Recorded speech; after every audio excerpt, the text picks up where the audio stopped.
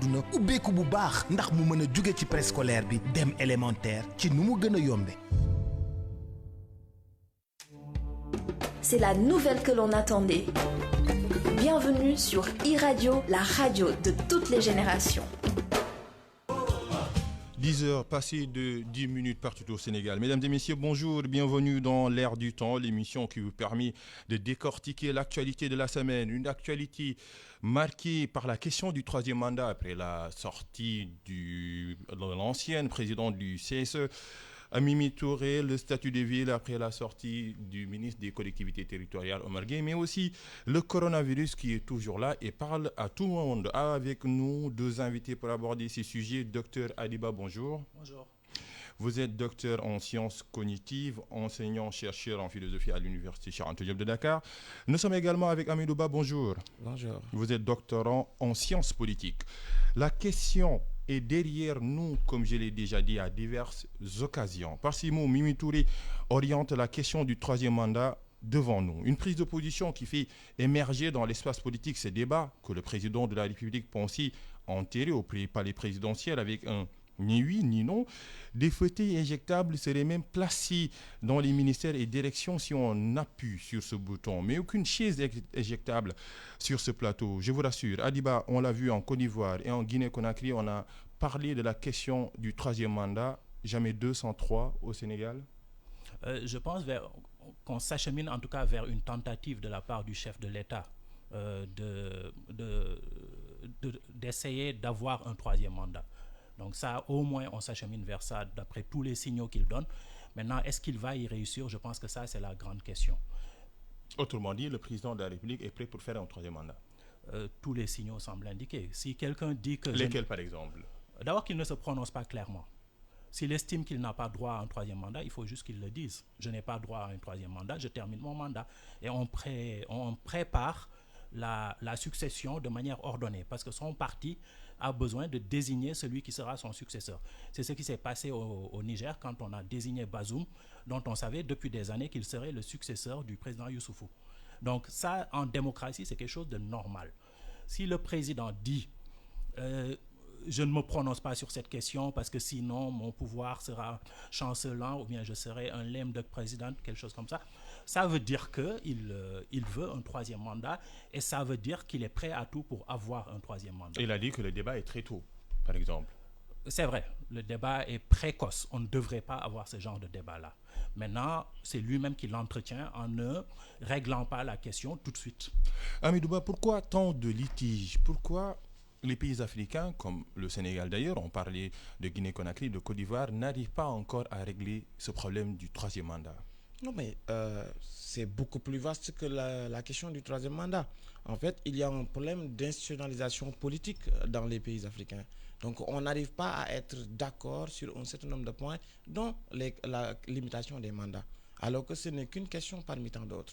Et ça concerne...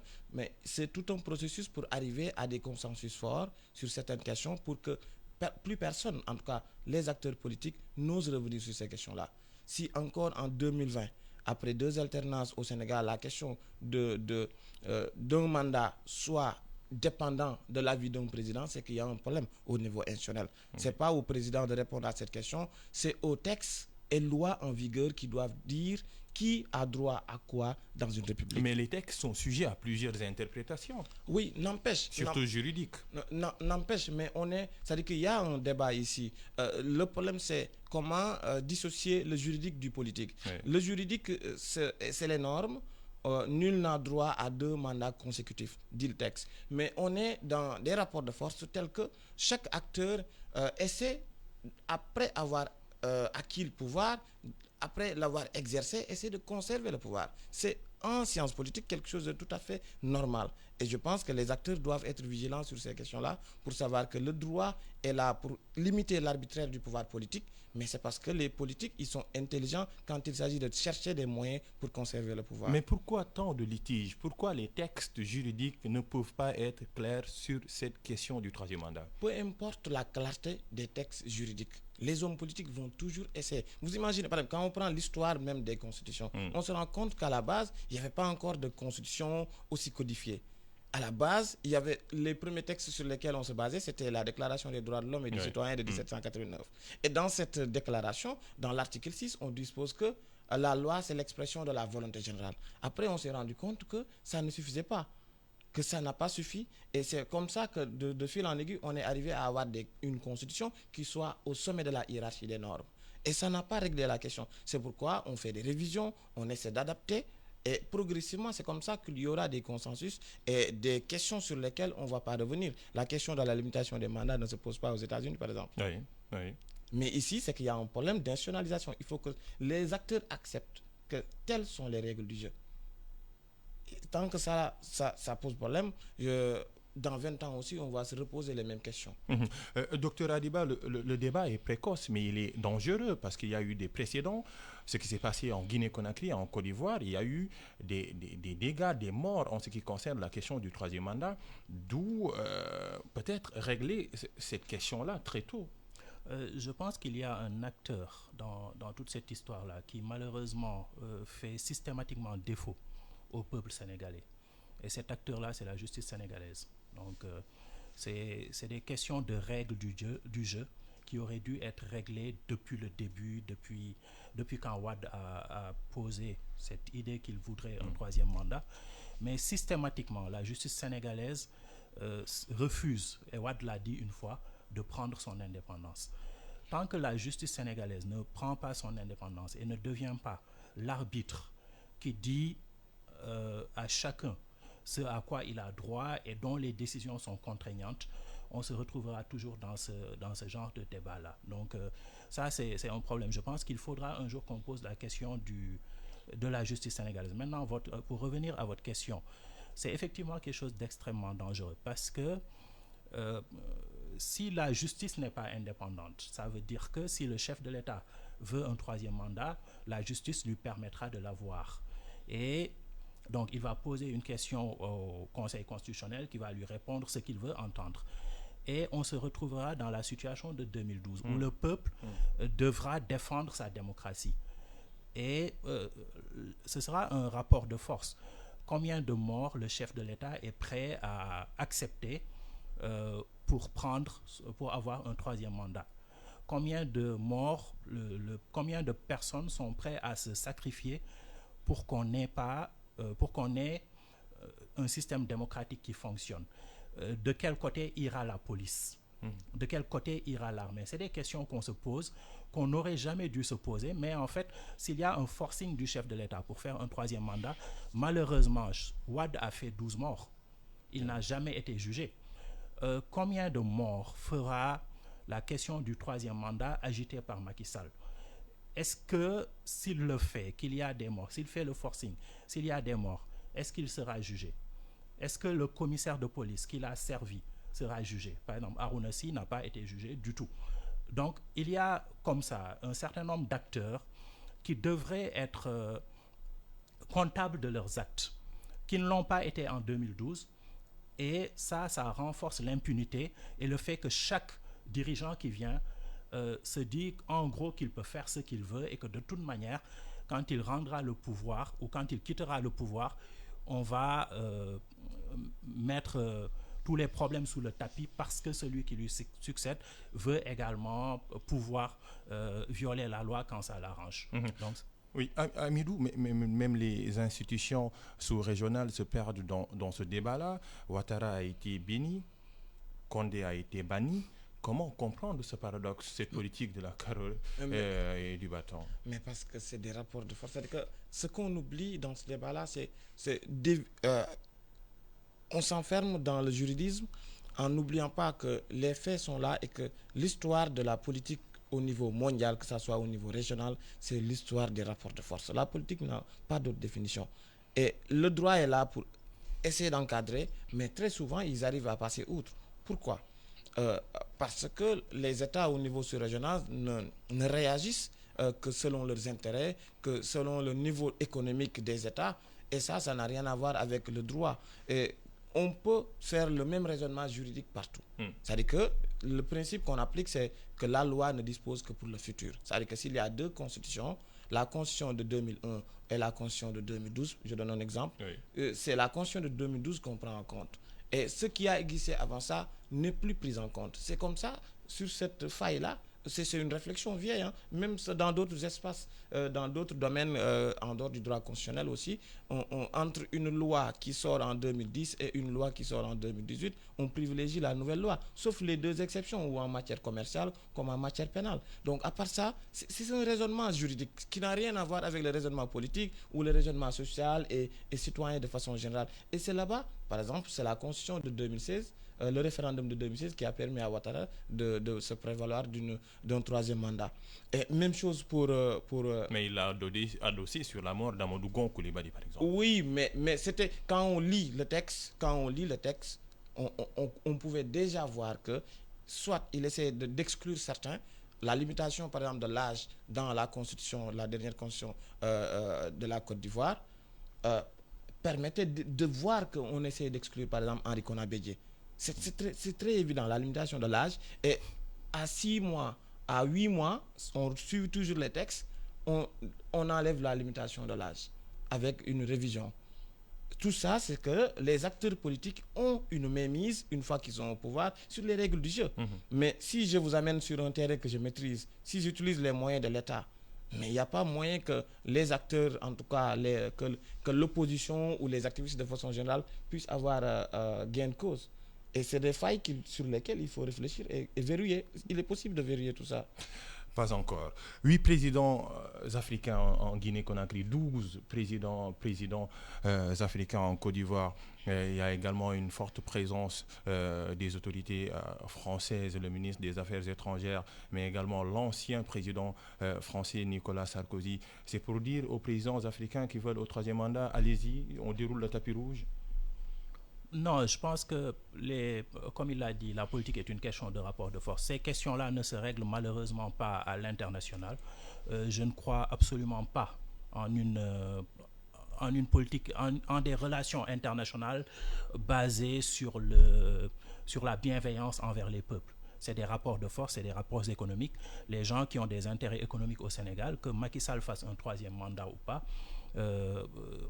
commerceront avec le Sénégal. La France a des intérêts au Sénégal. Les États-Unis ont des intérêts au Sénégal. Donc, ne nous faisons pas d'illusions.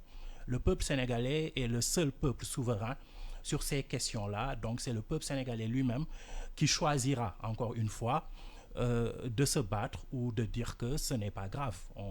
On accepte ça. Donc, ça aussi, c'est une possibilité. Oui. Et parlons de celle qui a agité ce débat récemment. Il s'agit de Mimi Touré. Parlons un peu de la posture de Mimi Touré. Le lieu et le moment sont bien choisis. Avait-elle pour ambition d'internationaliser le débat sur la question du troisième mandat? Je ne sais pas ce qu'il y a dans la tête de Mimi Touré, mais je pense que c'est simplement malvenu, en tout cas venant de sa part. Je trouve que ce n'est pas cohérent dans sa démarche. Parce que tout simplement, ces questions-là, elle en parle maintenant, mais elle était où depuis le temps? Elle était où? Mais elle a été limogée. Oui, mais ce n'est pas une raison. Pour moi, c'est pas une raison. Il y a un manque de cohérence. Donc, les hommes politiques, on ne peut pas leur faire confiance dans la mesure où, lorsqu'ils ou qu'elles tiennent un discours, c'est par rapport à des intérêts. Moi, je ne vois pas en quoi sa parole serait plus crédible que ceux qui tiennent ce discours-là depuis longtemps. Donc moi, j'ai même pas compris pourquoi il y a eu autant de une sur les paroles de Mimi Touré. On sait très, très bien qu'elle n'a pas été d'accord avec les dernières péripéties, avec ce qu'elle avait comme station au sein du pouvoir. Donc pour moi, elle n'est pas crédible. Comment comprendre la posture de Mimi Touré, Dr Adiba?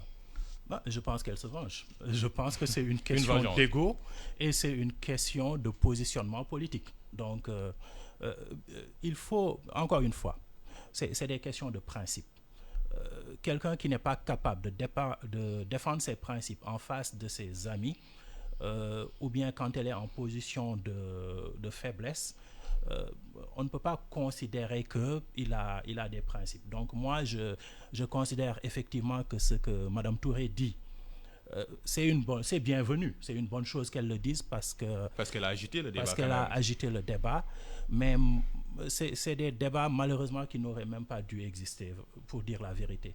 C'est des choses qui auraient dû être réglées parce que tant qu'on débat sur des questions de règles du jeu, on ne débat pas sur le jeu. Et en fait, le Sénégal a des problèmes pressants. Le Sénégal a des problèmes économiques, a des problèmes sociaux qu'il faut régler. Donc, l'état de l'éducation, l'état de notre économie, comment faire face à la pandémie, toutes ces questions-là, c'est des questions importantes. Comment répartir, par exemple, comment se préparer au pétrole qui arrive. Oui. Ça, c'est des questions importantes. Tant qu'on est en train de débattre sur l'opportunité ou non du troisième mandat, on ne débat pas sur ces questions-là. Mais on dit que la politique englobe tout. La politique englobe tout. Oui. C'est pour ça que la politique doit avoir son temps. Le chef de l'État, Macky Sall, a été élu. Oui. Il faut qu'il gouverne. Et l'opposition doit s'opposer. Mais en fait, au-delà de ça, il y a des débats qu'il faut avoir, qui sont effectivement des débats politiques. Par exemple, est-ce qu'on exploite le pétrole ou pas? On a du pétrole et du gaz. En 2024, apparemment, on va commencer à en produire. Est-ce que le pays doit en produire avant d'avoir suffisamment d'ingénieurs, de personnel, avant d'avoir réformé son système éducatif, d'avoir des gens qui peuvent faire le travail, par exemple? Est-ce qu'on crée une industrie pétrolière ou bien est-ce qu'on laisse les autres exploiter notre pétrole? Ça, c'est de vraies questions. Les priorités sont ailleurs. Ces débats-là ne sont même pas, ces questions-là ne sont pas posées. On se retrouve à poser une question qui avait été posée en 2012. Donc, ça veut dire qu'on fait du surplace depuis 2012. Et ça, c'est grave pour un pays pauvre. Parce qu'il ne faut pas l'oublier, nous sommes un pays pauvre. La plupart de nos compatriotes n'ont pas de quoi manger. Comment on fait pour les nourrir? Ça devrait être les questions importantes. Un rapport de l'IGE va inspecter la gouvernance de Mimi Touré. Dr Hadib a parlé de revanche. La revanche, elle est dans les deux camps, Hamidou? Mais c'est des coups. Vous donnez des coups, vous recevez des coups. C'est la politique. Donc, elle a jeté un pavé dans la mare et c'est tout à fait normal. Ça fait réagir naturellement. Pour moi, on est dans la normalité politique. C'est aussi simple que ça. Maintenant, si on est dans une république, l'audit de la gestion publique devrait être un audit généralisé. Tous ceux qui sont directeurs généraux, qu'ils soient dans des entreprises publiques ou parapubliques, doivent rendre compte avant et après. Mais il y a les rapports de l'ARMP, par exemple. Non. Ce que je veux dire, c'est que l'audit ressemble dans la conscience publique à une forme de sanction. Alors que l'audit, c'est quelque chose de normal qui permet de redresser, qui permet de corriger des manquements quand il y en a, de sanctionner des personnes ou de les ramener à l'ordre. C'est banal en fait. Mais quand on parle d'audit depuis 2012 jusqu'à présent, on a comme l'impression que c'est juste pour sanctionner les gens qu'on veut contre qui on a une dent. C'est une normalité administrative. Oui, c'est ce qui est normal en fait. Tout le monde devrait rendre compte. Mais si elle est impartiale. Mais naturellement, sinon ça ne sert à rien. C'est comme ce qui s'est passé avec la CREI. Oui. Tout le monde devrait rendre compte. On ne devrait pas sélectionner qui doit rendre compte. Si vous êtes directeur d'une structure publique, vous utilisez l'argent du contribuable, après gestion et même durant la gestion, dans une république, c'est tout à fait normal de rendre compte. Oui. Parce que vous avez l'argent de tout le monde. Parce que tout le monde paye des taxes, tout le monde paye des impôts. Donc tout le monde a le droit de savoir. C'est un principe de transparence. Il n'y a pas de démocratie si on est dans l'opacité. Oui. Si personne n'ose vous demander des comptes, chaque citoyen a le droit de savoir comment l'argent du contribuable est géré dans tout le territoire sénégalais et dans toutes les structures publiques. Principe de transparence ou stratégie politique pour éliminer de potentiels opposants. Et je pousse la réflexion plus loin. Mimi Touré est-elle maintenant la cible du président de la République? Si je regarde la manière dont le président de la République a procédé depuis son élection, oui, je pense qu'il y a de fortes chances qu'il y ait un audit qui conclura, me semble-t-il, à d'éventuelles turpitudes de Mme Touré et qui la traînerait dans la boue et qui l'amènerait même jusqu'en prison potentiellement. Donc ça, je pense que tout le monde s'y attend. C'est le contraire qui nous surprendra. Maintenant, Mme Touré peut choisir de se plier et du coup, le chef de l'État va rappeler je ne vais pas parler de chien de garde, bien sûr, mais va rappeler sa brigade. Et c'est assez triste parce que c'est une instrumentalisation de quelque chose qui aurait dû être neutre, c'est-à-dire l'administration. Mais Si l'administration se fait instrumentaliser, c'est peut-être parce que l'administration accepte de se faire instrumentaliser. Donc là aussi, il y a une réflexion sur l'indépendance de notre administration à avoir. Donc, qui est l'administration, la justice, etc. Le chef de l'État est une institution en République. L'Assemblée nationale est une institution. La justice est une institution. Chacun en République a des prérogatives. Il faut que ces prérogatives-là soient respectées et il faut qu'on veille à ce que, comme disait Montesquieu, qu'un pouvoir arrête un pouvoir. L'un des problèmes qu'on a au Sénégal, malheureusement, c'est que le chef de l'État a quasiment tous les pouvoirs. Et il a très peu de contre-pouvoirs, d'autant plus qu'il contrôle l'Assemblée nationale. Et du coup, l'administration, la justice peuvent être instrumentalisées à des degrés divers pour des manœuvres politiques qui n'honorent pas le Sénégal et qui ne correspondent pas à ce que nous devrions être, étant donné que nous sommes maintenant une vieille démocratie. Donc, 10 heures passées de 32 minutes presque, vous êtes en train de suivre l'émission L'Air du Temps qui reçoit ce dimanche Dr Adiba, spécialiste, docteur en sciences cognitives et enseignant-chercheur en philosophie à l'Université Cheikh Anta Diop, mais aussi Hamidou Ba, doctorant en sciences politiques. Il y a la question du troisième mandat, il y a également la question du statut de la ville de Dakar ou bien des villes et une sortie à polariser également l'opinion publique. Sur Dakar, il y a 19 communes, mais sur Dakar, il y a aussi une ville qui est en même temps département, qui est en même temps commune. Une commune dont son périmètre, c'est d'autres communes. Oui. C'est une situation hybride. Logiquement, si on s'en tient au code général des collectivités territoriales, il y aura un département à Dakar, collectivité territoriale, et les 19 communes. Normalement, la ville n'a pas sa raison d'être. Autrement dit, on ne parlera plus de maire de la ville de Dakar. Du président du conseil départemental de Dakar. Donc, comme le président du conseil départemental le maire de la ville de Dakar va disparaître. S'il n'y a plus de ville, il n'y aura plus de maire de ville. Ce n'est pas face à une équation politique, non, puisque pas du gagner tout. à Dakar n'est jamais une certitude. Pas du tout, mais pas du tout. Vous savez, il y a des villes qui sont contrôlées par la majorité présidentielle. Ce n'est pas ça le problème. Oui. Le problème, c'est de conformer et de conforter les collectivités territoriales en fonction du code général qui, je le répète, dans son article premier dit qu'il n'y a que deux entités, le département et la commune. Récapitulons, les villes comme collectivités locales de Dakar, de Pikine, de Guédiawaye, de Rufisque et de Thiès vont normalement disparaître. Si on se conforme au code des collectivités territoriales, la réponse est oui. Il n'y a que le département et la commune qui existent. Le ministre des collectivités territoriales, le ministre Omar Gueye, était face au jury du dimanche et une phrase choc. La ville de Dakar n'a pas sa raison d'être. Hamidou Ba, quel sens donneriez-vous à cette position également du ministre qui est porte-parole du gouvernement? À vrai dire, je ne comprends pas le pourquoi de cette obsession. Je veux dire, oui, c'est comme si le pouvoir en place a une obsession de la ville de Dakar, apparemment, même si, voilà, ils disent le contraire. Mais dans ce même code général des collectivités territoriales qu'ils citent, on a dit que la ville a le statut de commune. Ça veut dire que si on se conforme, je peux reprendre les mêmes termes en me disant, si on se conforme au code général des collectivités territoriales, la ville de Dakar a sa raison d'être. Donc pourquoi c'est sorti?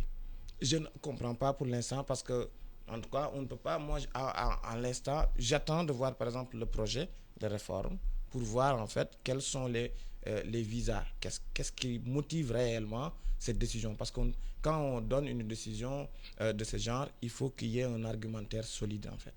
Et se lever un jour pour dire qu'on va juste éliminer, alors que dans le code visé depuis 2013, c'est le 28 décembre 2013 que ce code-là a été voté à l'Assemblée et qui porte acte 3. On en a débattu, tout ça, mais toujours dans ce même code, il y a des articles qui essaient d'harmoniser la situation de la ville par rapport aux communes. Si on dit que la ville a un statut de commune, ça veut dire ce que ça veut dire. Docteur Adiba, pensez-vous que la ville de Dakar est un obstacle, je dis pas administratif, mais politique pour le camp qui est au pouvoir? Non. Non. Non, je ne vois pas en quoi la ville de Dakar est un obstacle. La mairie de Dakar, pour aller plus loin. Le maire de Dakar, qui échappe au pouvoir depuis 2009. Oui. Le maire de Dakar a échappé au pouvoir lors des dernières élections, le chef de l'État a été réélu. Oui. Donc, je pense que c'est des expédients. Vous voyez, c'est la politique des expédients. Parce que là encore, nous sommes en train de débattre de est-ce qu'il faut la ville de Dakar ou pas. La chose qu'on ne dit pas, c'est qu'on a fait des élections, je pense, en 2014. On aurait dû en refaire en 2019. Oui, oui. Et depuis 2019, on est en train de repousser. Et tout ça, en fait, ça fait que rien n'est stable dans ce pays. On a des institutions qu'on peut prolonger quand on veut, quand on ne veut pas. On peut prolonger des conseils municipaux, on peut prolonger des députés. Pourquoi ne prolongerait-on pas le chef de l'État? Vous voyez, c'est ce genre de, comment dire. Il y a un effet domino. C'est des choses qui n'auraient pas dû être concevables. On est un pays qui a une tradition. On a les 4 communes depuis la colonisation. 1871. Hein. Depuis 1871, on a une tradition de vote démocratique. Donc, on a des institutions solides. On a une histoire de la ville. Donc, si on a le sens de l'histoire, toutes ces choses-là, il faut les traiter avec délicatesse. Vous n'êtes pas d'accord avec le ministre? À vrai dire, ça m'indiffère totalement. Qu'on supprime la ville de Dakar. Qu'on supprime, qu'on donne le statut de ville ou qu'on ne donne pas le statut de ville, pour moi, ça n'a aucune espèce d'importance. Ce qui est important, c'est pourquoi on le fait. Est-ce que les élections ont lieu de manière régulière? Est-ce que les conseils municipaux s'occupent de la municipalité? Est-ce que les conseils communaux s'occupent de la commune? Est-ce qu'on veille à ce que ceux qui prennent de l'argent public rendent cet argent-là et aillent en tout cas paient leurs dettes à la société? C'est ça qui est important. Qu'on appelle ça ville, qu'on appelle ça commune, qu'on appelle ça province, qu'on appelle ça autrement, c'est un non-débat. Ça ne devrait pas avoir lieu. Mais il y a la symbolique. Par exemple, il y a l'honneur. Il y a même la position géographique quand on parle de la capitale, parce qu'on a la suppression des villes, pas seulement Dakar, mais il y a également Rufisque, Thiès, etc. Une manière indirecte d'asseoir sa position en vue des élections locales pour le camp du pouvoir, parce que le titre va changer si la proposition, c'est une proposition du ministre des collectivités territoriales, se réalise, le maire ne sera plus maire, mais président du conseil départemental, et tout change. Oui, mais moi, ce que je veux dire, c'est juste là, qu'est-ce que je remarque par rapport à ça, c'est qu'on manque de cohérence institutionnelle. C'est-à-dire que on aurait pu évaluer quels sont nos besoins en termes institutionnels.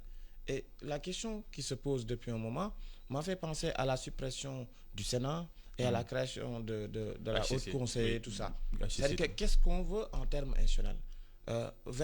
Max Weber dit qu'en fait, si vous voulez une institution, il faut au moins 2 conditions.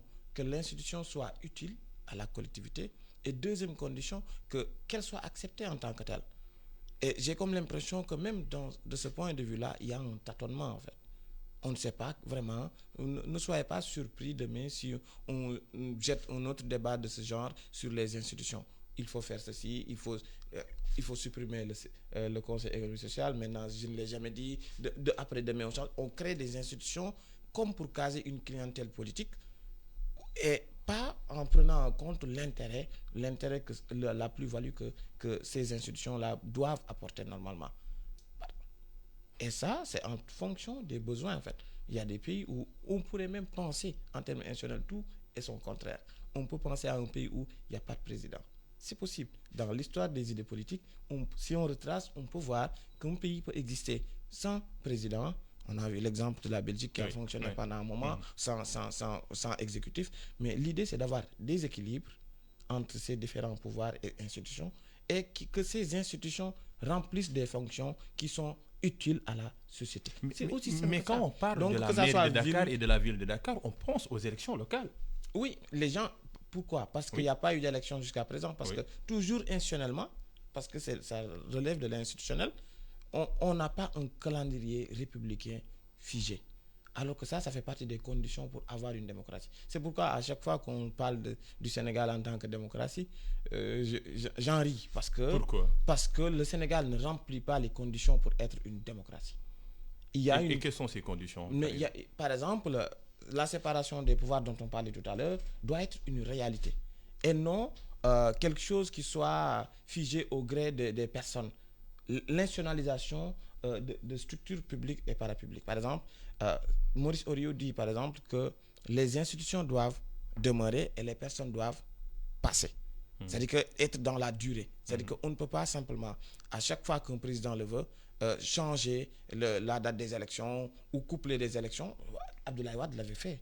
Et si on regarde dans la durée, on se rend compte que ce que Babacar Kanté, le professeur Babacar Kanté disait, c'est qu'ici, on est en train de légiférer contre des personnes ou selon les intérêts, alors que la loi, par essence, doit être impersonnelle. Oui. Générale, doit s'appliquer à tout le monde, y compris au président. La force de l'opposition, on va en parler parce que le gouvernement dicte son agenda politique, mais également communicationnel. Vous venez de dire que ce débat-là, c'est un non-débat, mais il est là, il agite l'opinion politique et même publique. Quelle est la force de l'opposition pour barrer, par exemple, le pouvoir parce qu'on a une opposition qui est de plus en plus déserte?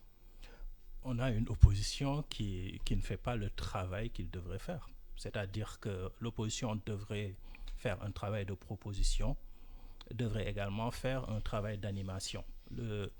On peut reprocher beaucoup de choses au chef de l'État Macky Sall, mais quand il a été dans l'opposition, il a été dans le Sénégal profond, il a rencontré des gens, il a discuté avec eux, il leur a proposé quelque chose qui a été accepté par le peuple.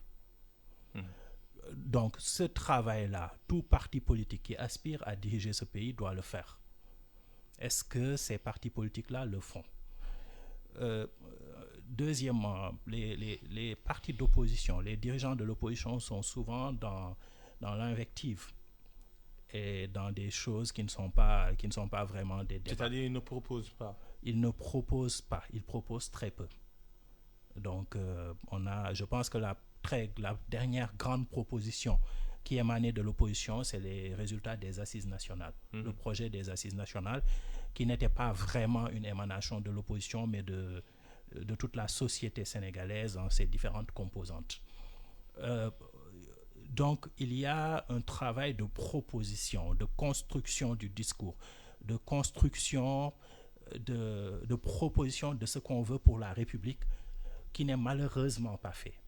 Donc, et les dirigeants de l'opposition sont malheureusement dans des concurrences de personnes souvent.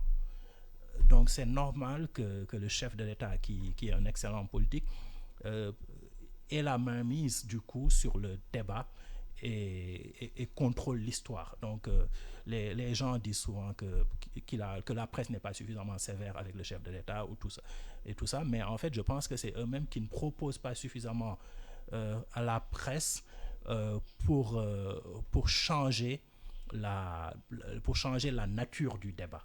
Donc, tant qu'ils ne font pas ce travail-là, qui est un travail difficile et minutieux, je crains que le chef de l'État puisse faire ce qu'il veut. Hamidou, peut-être l'opposition a été happée par le dialogue national qui est maintenant confiné. Non, mais moi je considère qu'au Sénégal, à part un certain Ousmane Sonko qui essaie de critiquer tant bien que mal ce que le gouvernement fait, on n'a pas vu de proposition, que ce soit depuis les assises nationales, mais dans une durée beaucoup plus courte. Par exemple, la dernière proposition que j'ai vue, c'était avec Idrissa Seck, où il parlait de conseil présidentiel, des trucs comme ça. Maintenant, peut-être que sans ou avec conviction, mais le problème est beaucoup plus profond. C'est dans même le fonctionnement d'une démocratie. C'est-à-dire que dans une démocratie, il est institué qu'il y ait une opposition qui critique, qui a des droits, qui est protégé par la loi, qui lui permet de faire son travail de critique, de veille et de proposition. Mais c'est ce qui ne se fait pas. C'est-à-dire que ceux qui s'opposent, ils attendent la prochaine occasion pour entrer dans le gouvernement, la plupart du temps. C'est-à-dire que les gens sont choqués par Ils ne s'opposent pas par principe. Non, mais bien sûr, les gens s'opposent parce qu'ils ont des intérêts crypto-personnels. Et ce que les gens ne voient pas, c'est ce qu'ils attendent. La prochaine occasion pour entrer dans le gouvernement. Alors que dans une démocratie normale, c'est même l'opposition doit faire vivre le débat d'idées. En termes institutionnels, en termes socio-économiques et tout cela, quelles sont les propositions des principaux partis de l'opposition? Et peut-être le dialogue national était une tribune pour permettre Oui, mais à tous les acteurs. mais ici, le problème, c'est que tant que le timing est dicté par le parti au pouvoir, il y a possibilité de détourner tout ce qui se fait là-bas. Pourquoi les partis de l'opposition ne créent pas eux-mêmes leur propre cadre de dialogue, leurs rencontres périodiques, pour débattre, même de façon contradictoire entre eux, sur ce que doit être une opposition, et de façon à proposer des contre-idées par rapport à tout ce qui se dit. Là, on est dans des questions institutionnelles, mais on peut dépasser ça. Économiquement, quel est le modèle économique? Inviter ceux qui maîtrisent ces questions-là. Qu'est-ce qu'il faut faire du franc CFA? Qu'est-ce qu'il faut faire des questions terroristes? Le terrorisme se pose actuellement dans la sous-région. J'ai eu l'occasion de participer à un panel où on invitait les candidates à la présidentielle avec l'AMLD où j'étais comme consultant. Mais à chaque fois que je posais ces questions-là, j'ai comme l'impression que les hommes politiques, de façon générale au Sénégal, ne prennent pas le temps de la réflexion pour pouvoir proposer quoi que ce soit. Tout ce qu'ils proposent la plupart du temps, c'est trop superficiel. J'ai pris le temps de lire certains projets, entre guillemets, de société, et tout cela parce qu'il y a eu un certain Sonko qui a proposé dans un premier temps. Donc, on n'est plus dans la réflexion, mais on est dans je sais pas, dans quelque chose de très superficiel. Adiba, vous êtes d'accord à ce que les frontières soient claires entre l'opposition et le pouvoir? Vous êtes même contre la participation des membres de l'opposition dans ce dialogue national? Absolument. Je pense que le dialogue national n'avait pas lieu d'être déjà. Encore une fois, ce qui est important au Sénégal, c'est de pérenniser les institutions, aussi imparfaites soient-elles. Si on dit que voici le cadre, voici la manière dont on élit le président de la République, on fait des parrainages, on fait telle chose, on a le cadre. Une fois que le cadre est défini, on travaille sur ce cadre-là. Dans ce cadre-là, si on veut prendre le pouvoir, on a proposé quelque chose au chef de l'État, au peuple sénégalais. Le peuple sénégalais l'a validé. Je pense que le chef de l'État a été réélu. Il a l'administration. Il a tout ce qu'il lui faut pour dérouler sa politique. L'opposition doit s'opposer. La démocratie, c'est la gestion civilisée des divergences. Les divergences doivent exister. Donc, on n'a pas besoin de dialoguer, d'avoir un dialogue national périodiquement pour d'avoir... Et pour l'instant, le dialogue est au point mort. Le dialogue est non seulement au point mort, mais en plus, on se rend même compte que même les formes n'ont pas été mises pour tuer le dialogue. Parce que quand quelqu'un rejoint le camp du gouvernement en disant que, en gros, la situation est terrible, le pays est dans une situation terrible, et de toute manière, on a fait le dialogue national, donc je rejoins le chef de l'État. Vous parlez d'Idrissa Seck, en termes clairs? Je parle de M. Seck, oui. Donc, avant même que les conclusions du dialogue ne soient sorties, ça veut bien dire que ce dialogue-là était un expédient, encore une fois. On est toujours dans la politique des expédients. Donc, le dialogue n'avait pas lieu d'être. Les gens qui l'organisent ne le prenaient pas au sérieux. Les gens qui y ont participé, soit ne sont pas très, très sages, ou bien étaient intéressés, parce qu'on a eu des gens qui ont demandé des per diem, qui ont dit que oui, il faut nous donner telle chose, on ne mange pas suffisamment bien, etc. Donc, vous voyez bien que personne, presque, n'était sérieux dans cette histoire-là. J'ai été invité en tant que syndicaliste un jour à présenter quelque chose sur l'enseignement supérieur dans le cadre du dialogue national. Quand on est venu, on nous a invités à venir, on est venu, la réunion n'a pas eu lieu, personne ne nous a prévenu que ça n'aurait pas lieu, on nous a demandé, personne ne savait ce qu'on était censé faire, on nous a demandé de revenir un autre jour, etc. Moi, je n'ai pas le temps. Donc, je leur ai dit, envoyez-moi un mail avec des termes de référence, nous vous enverrons un texte écrit. Je n'ai pas besoin d'être là-bas. Et s'il faut maintenant, si vous avez quelque chose de précis, on vous enverra ça. On n'en a pas réentendu parler. Donc, ça veut dire que cette histoire de dialogue national-là, c'est de la distraction. Et ce pays-là doit arrêter de se distraire parce que ce pays est dans une situation qui est économiquement difficile. Ce pays doit se développer. On ne se développe pas en se distrayant. Donc, ça, c'est le principal problème qu'on a.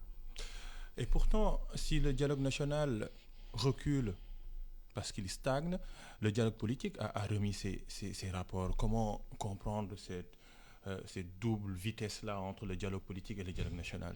Tout ça, c'est du vent pour moi, si vous voulez mon avis.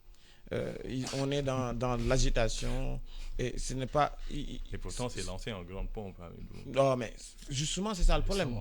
Là où il y a de la réflexion, on n'a pas besoin de grande pompe. Si on s'intéresse réellement à ce qui se passe dans ce pays et à comment on va faire pour redresser ce pays-là sur les plans qui nous intéressent, je pense qu'on ne devrait pas mettre tout le monde. C'est comme une foire, en fait.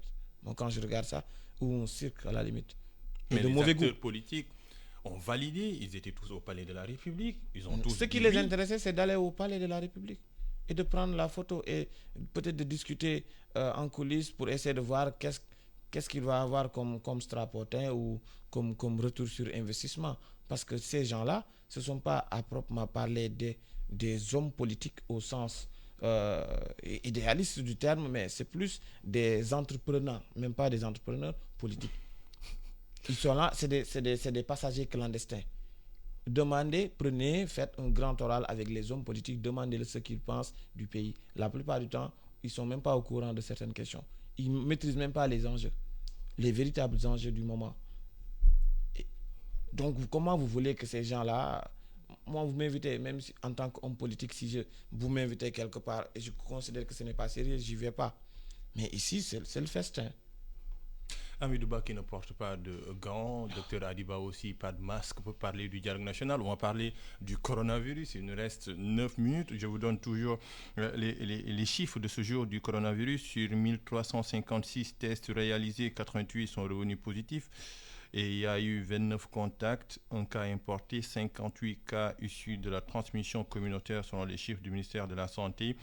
29 patients hospitalisés ont été contrôlés négatifs et guéris, 26 graves et 4 décès.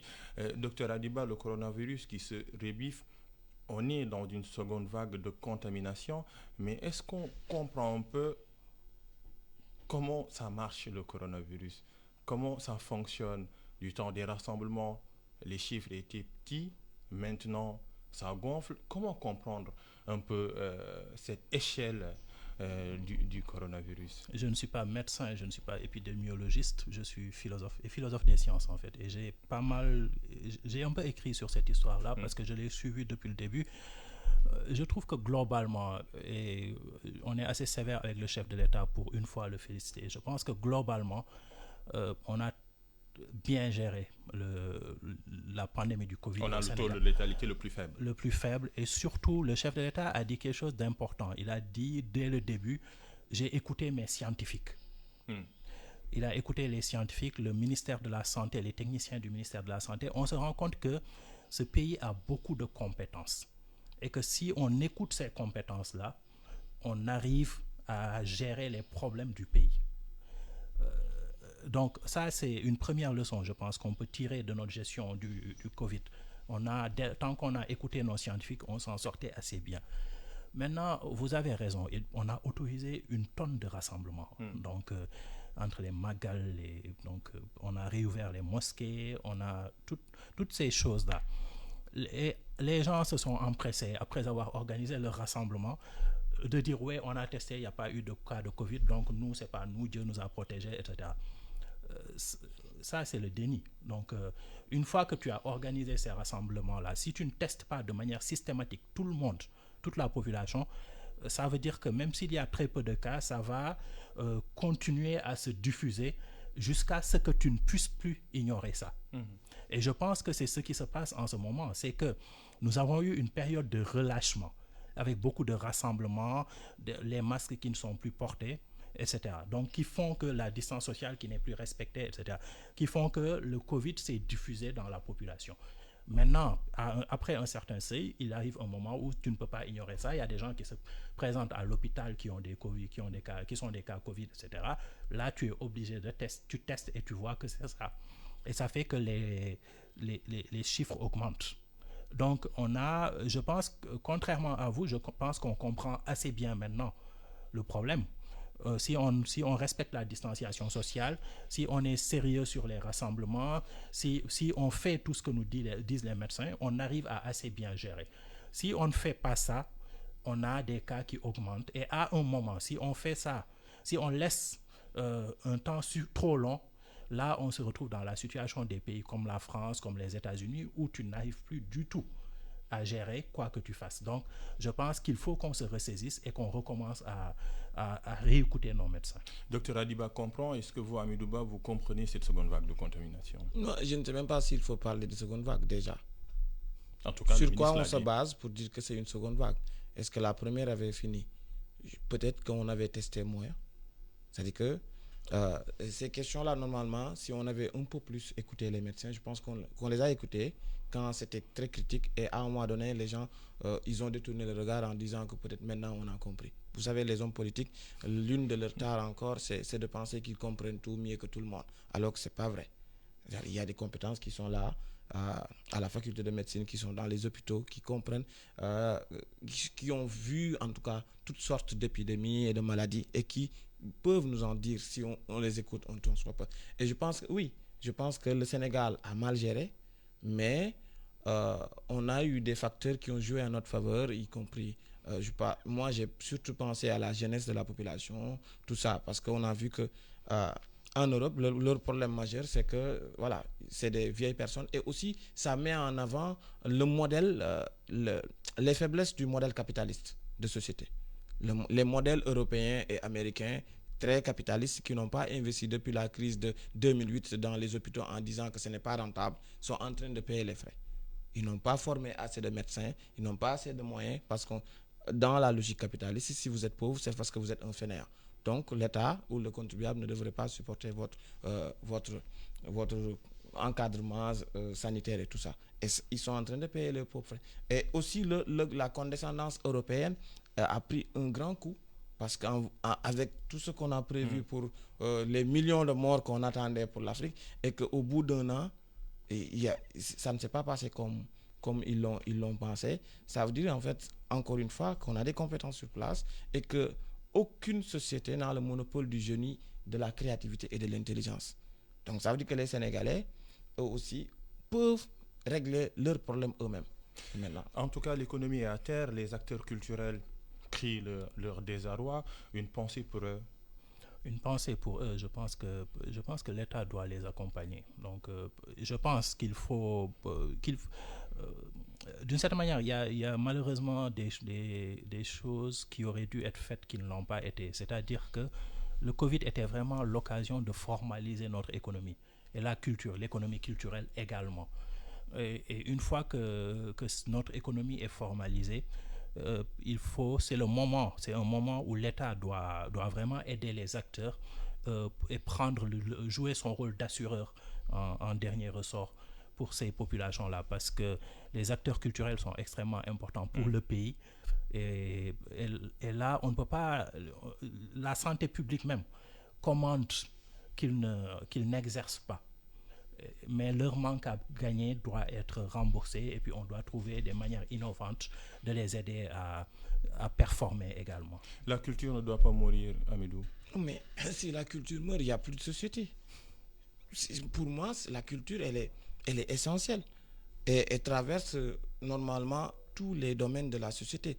Et c'est juste pour moi un manque de respect du gouvernement vis-à-vis des acteurs culturels qui sont des citoyens, qui ont le droit de choisir leur métier et de l'exercer dans les conditions, bien sûr, de la situation actuelle. Mais interdire aux acteurs culturels de pratiquer leur profession, pour moi, c'est insensé. Ça n'a pas lieu d'être. On peut organiser, moi j'ai vu par exemple, il y a eu un festival en Grande-Bretagne qui a été organisé en respectant les distances. C'est-à-dire que les gens peuvent s'adapter. C'est-à-dire qu'il ne faut pas infantiliser les gens.